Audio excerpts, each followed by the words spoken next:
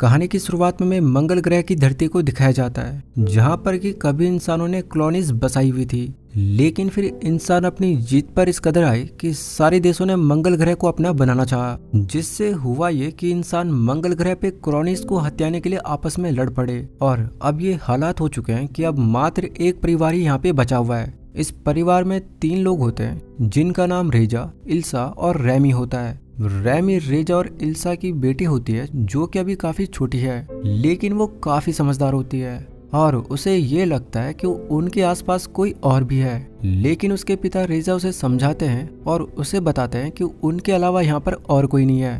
रात को रेजा रैमी को आसमान में तारे दिखाता और उनके बारे में वो रैमी को बताता। अब अगले दिन जब रेजा घर आता है तो वो काफी चिंता में होता है। कमरे में हो रही रेजा और इल्सा की बातों से रैमी को शक हो जाता है और उसे लगता है कि उसके मम्मी और पापा उससे कुछ छिपा रहे हैं। अगली सुबह जब वो उठती है तो वो ग्लास के विंडो पे लीव लिखा हुआ देखती है, जिससे अब ये सारा परिवार काफी डर जाता है। इससे ये साबित हो जाता है कि यहाँ पर और कोई भी मौजूद है। रेजा ये देख पूरी तरह पागल हो जाता है और एक गन को उठाकर जोर जोर से उन लोगों को पुकारने लगता है।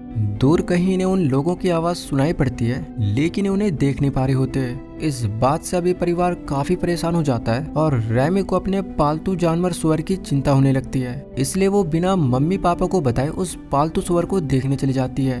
वो पाती है कि उसका सुअर बिल्कुल सही है, लेकिन वापस आते वक्त उसे कुछ अजनबी लोग देख लेते हैं, जिसके बाद वो रैमी को पकड़ने के लिए भागते हैं और वो रैमी को पकड़ते कि तभी सही समय पर रेजा यहाँ पे आकर उनको शूट कर देता है और रैमी की जान बचा लेता है।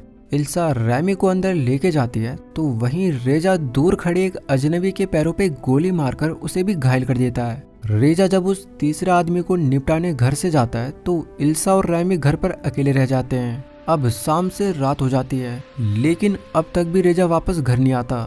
इल्सा और रैमी को अब रेजा की काफी चिंता होने लगती है। अगली सुबह जब ये दोनों उठते हैं तो वो अपने घर में एक अजनबी शख्स को पाते हैं, जो कि काफी बुरी तरह इंजर्ड होता है और ये वही शख्स है जिसे कि रेजा ने पैरों पर गोली मारकर घायल कर दिया था। इस शख्स का नाम जेरी होता है और जेरी के यहाँ पे मौजूद होने का मतलब ये बनता है कि उसने रेजा को निपटा दिया। जेरी इल्सा को बताता है कि ये घर पहले उसके माता पिता का हुआ करता था, लेकिन उन्होंने उसके पेरेंट्स को मारकर इस घर को हत्या लिया। जिसपे इल्सा कहती है कि उन्होंने उसके पेरेंट्स को नहीं मारा, बल्कि जब वो यहाँ पर आए थे तो ये घर बिल्कुल खाली था। अपने पति का बदला लेने के प्रतिशोध में इल्सा जेरी पर चाकू से वार कर देती है, जिसपे जेरी उसे गन पॉइंट पे ले लेता है, लेकिन वो उसे मारता नहीं है, बल्कि वो इन्हें समझाता है कि इस बेस के बाहर कोई लाइफ नहीं है, तो अगर वो दोनों से नुकसान ना पहुंचाए तो वो दोनों यहाँ पे रह सकते हैं। जेरी इल्सा से कहता है कि वो एक अच्छा इंसान है और जो भी कुछ उसने किया वो खुद के बचाव में किया। जेरी इल्सा को बताता है कि वो उसे बस 1 महीने का टाइम दे और अगर 1 महीने में भी उसका विश्वास ना जीत पाया तो फिर वो यहाँ से खुद ही चला जाएगा। अब इल्सा ना चाहते हुए भी रैमी की सुरक्षा के लिए जेरी की शर्त को मान जाती है, जिससे कि रैमी काफी गुस्सा हो जाती है। अब ये तीनों इसी घर में रहना शुरू कर देते हैं। एक दिन सफाई के दौरान इल्सा को एक बॉक्स मिलता है। वो उस बॉक्स को जब नीचे रखती है तो वो बॉक्स चलने लगता है। दरअसल ये एक रोबोट होता है जो कि जेरी का ही होता है। अब जब रैमी इस अद्भुत चीज को देखती है तो वो काफी खुश हो जाती है और वो उस रोबोट का नाम स्टीव रखती है। धीरे धीरे वक्त बीतता जाता है और इल्सा और जेरी के बीच नजदीकियां बढ़ती जाती हैं, तो रैमी से काफी गुस्सा हो जाती है और गुस्से में वो घर से निकल जाती है। काफी दूर जाने के बाद वो अपने ऊपर एक बड़े से सिमर को देखती है, जो कि इस प्लांट के आर्टिफिशियल इन्वायरमेंट की सुरक्षा कर रहा है। रैमी आगे जाकर एक बहुत बड़ी गुफा को देखती है, जिसके अंदर वो एंटर कर जाती है। आगे जाने पर वो ऑक्सीजन की कमी की वजह से बेहोश हो जाती है, लेकिन जब उसकी आंख खुलती है तो वो खुद को बेड पे पाती है, क्योंकि जेरी उसे वहां से उठाकर लेके आ गया था। जेरी की बातों से हमें पता चलता है कि बड़ी गुफा इस बेस से बाहर जाने का रास्ता होता है। खैर दिन बीतते हैं और जेरी इल्सा के सामने इतने अच्छे से पेश आता है कि इन दोनों की नजदीकियां बढ़ने लगी थी। ये बात रैमी को काफी हट कर देती है, क्योंकि उसे लगता है कि उसकी माँ उसके पिता रेजा को भूल चुकी है। एक दिन तो रैमी जेरी और इल्सा को इंटीमेट होते हुए देख लेती है, जिसके बाद वो फूट फूट कर रोने लगती है। तो फिर इल्सा उसे समझाती है कि वो रेजा से आज भी उतना ही प्यार करती है जितना कि वो पहले करती थी। लेकिन रैमी अब पूरी तरह टूट जाती है। इस बात से इल्सा भी भड़क जाती है और वो चुपके से एक गन लेकर जेरी पे पॉइंट कर देती है, लेकिन वो पाती है कि गन पे तो गोलियां है ही नहीं, क्योंकि जेरी ने गन की बुलेट्स पहले ही निकाल ली थी। ये देख इल्सा एक चाकू लेकर जेरी पे हमला कर देती है और इसके बाद जेरी और इल्सा के बीच नोकझोंक हो जाती है। इस नोकझोंक में जेरी इल्सा को रैमी के ही सामने मौत के घाट उतार देता है। रैमी ये देख बुरी तरह डर जाती है और वो यहाँ से भागने लगती है। जेरी उसे पकड़ता है और उसे समझाता है कि बाहर कोई लाइफ नहीं है और अगर वो यहाँ से बाहर जाएगी तो मारी जाएगी। इस तरह अब रैमी कसम में पड़ जाती है और उसे अब उस इंसान के साथ रहना पड़ता है जो कि उसके पेरेंट्स का कातिल होता है। अब सालों ऐसे ही बीत जाते हैं और अब रैमी काफी बड़ी हो चुकी है। वो अपने फार्म में काम करती है और सालों बीत जाने के बाद भी वो जेरी से बात नहीं करती। एक दिन जेरी उसके पास आता है और उसे बताता है कि उसे एक बेबी चाहिए जो कि मार्स की धरती पर इंसानी जाति को आगे बढ़ाएगा।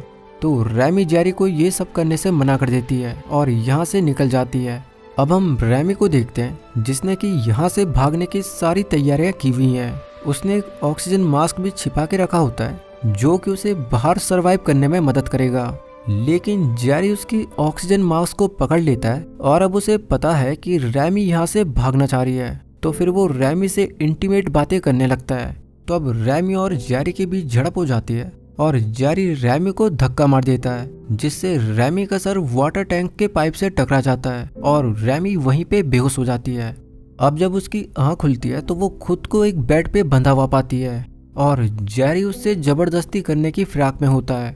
जेरी रैमी को कोई नुकसान पहुंचाए कि तब तक यहाँ पे रोबोट स्टीव आ जाता है जो कि पावर ड्रिलिंग मशीन से जेरी पे हमला कर देता है, जिससे कि जेरी बुरी तरह जख्मी हो जाता है और खून से लथपथ हो जाता है।